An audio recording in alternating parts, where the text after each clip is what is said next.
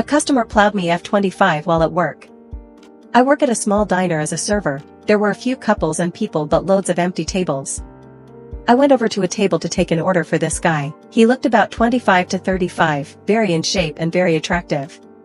He made the usual "are you on the menu" joke I hear every day after I asked him for his order, but this time instead of saying no I smirked and winked at him.